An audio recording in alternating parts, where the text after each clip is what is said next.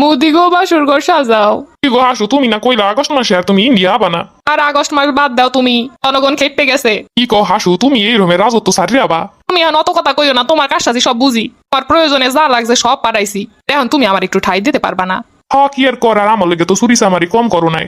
আহো কি আর করার। খালি আমি না, আমার লগে আমার বুইনো আছে। ও হ্যালো, তো 2টা বাসর ঘর লাগবো।